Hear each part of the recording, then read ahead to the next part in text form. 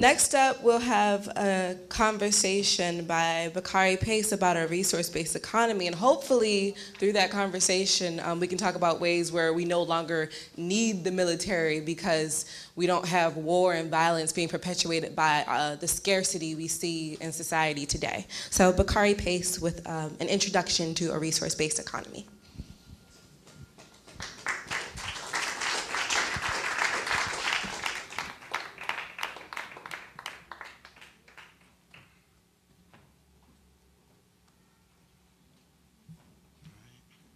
I guess since I'm the last lecturer, I should thank our host, my best friend, Rachel, for doing an amazing job hosting.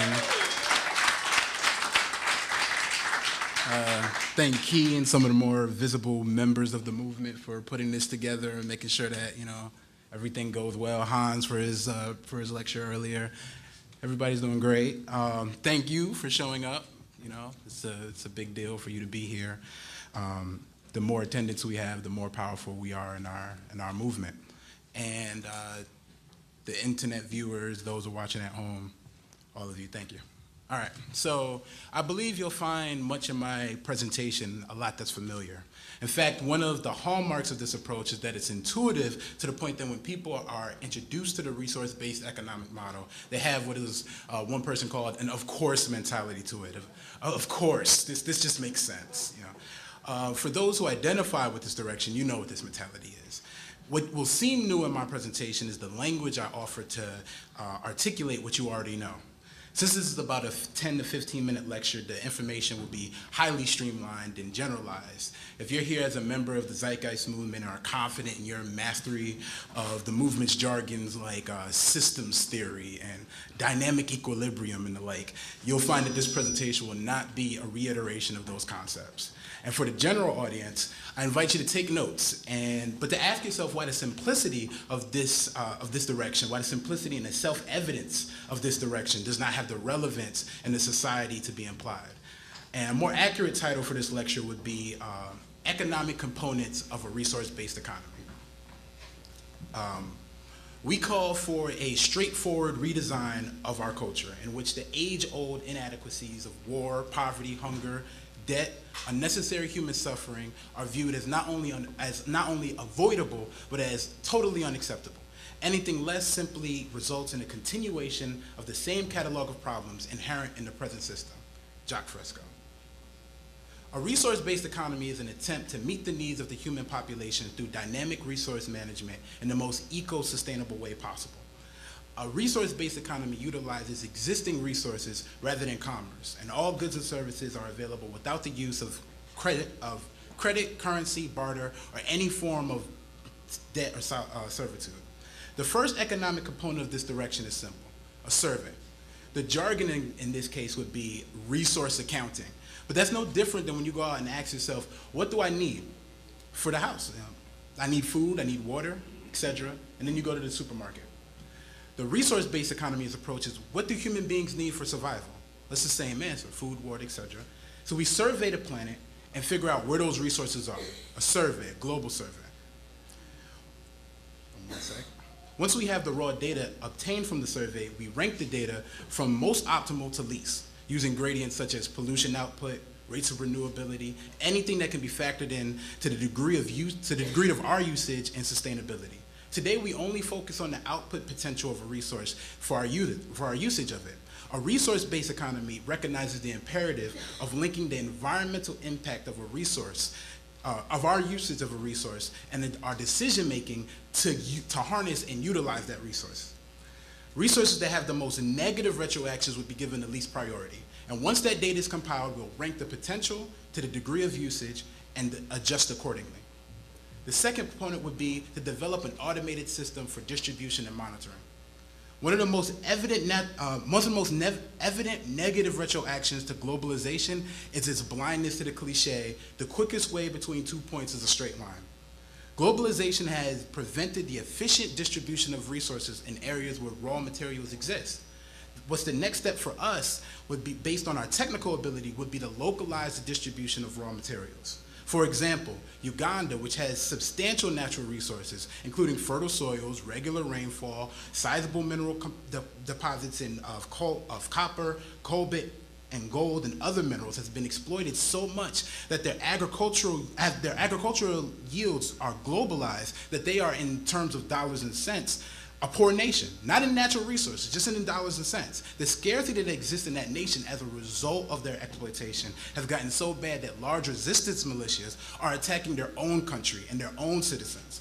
Recently, this has been brought to national attention with the spotlight on a single individual, brutal individual, while the reality is that his actions and the actions of many others in those regions and poverty-stricken areas could be cut off if there was a global response to the conditions that generate people like Joseph Kony.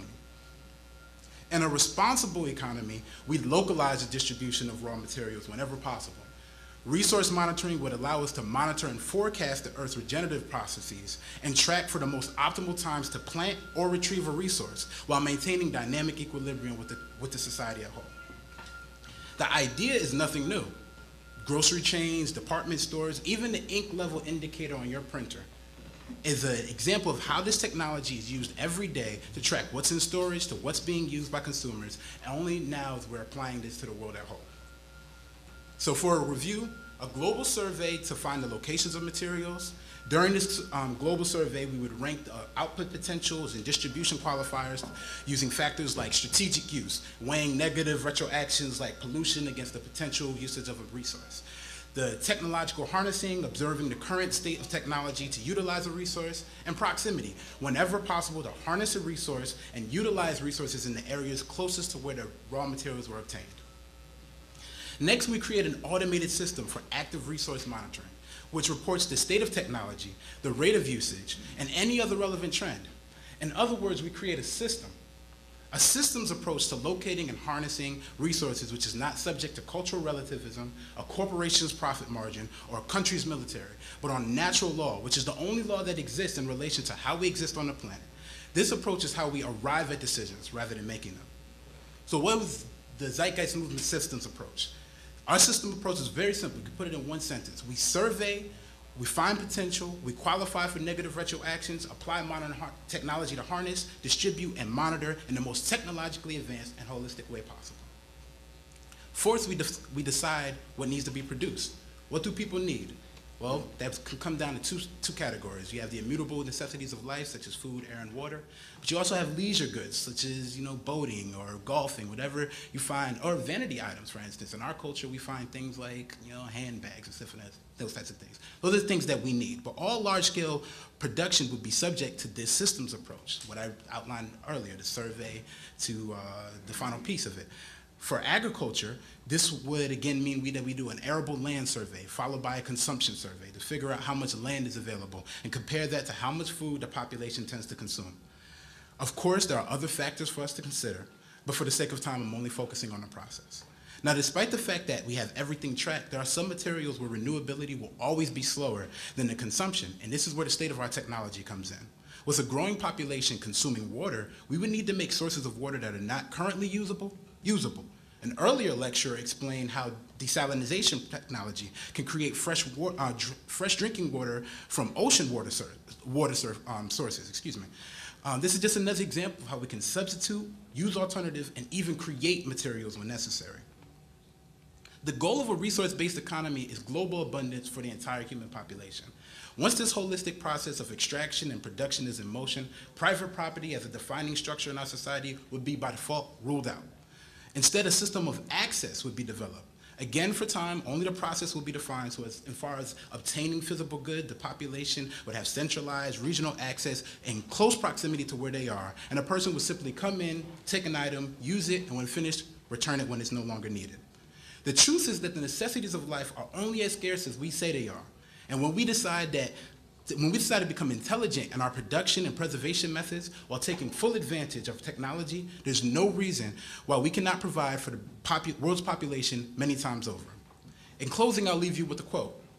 A resource-based economy is nothing more than a set of proven life-supporting understandings where all decisions are made based on optimized human human and environmental sustainability. It takes into account the empirical life ground, which every human being shares as a need, regardless again of their political or religious philosophy. There's no need for cultural relativism in this approach. It's not a matter of opinion. Human needs are human needs, and having access to the necessities of life, such as clean air, nutritious water, nutritious food, clean water, along with a positive, reinforcing, and stable, nurturing, nonviolent environment is demanded for our mental and physical health, our evolutionary fitness, and hence the species survival itself. Peter Joseph. Thank you.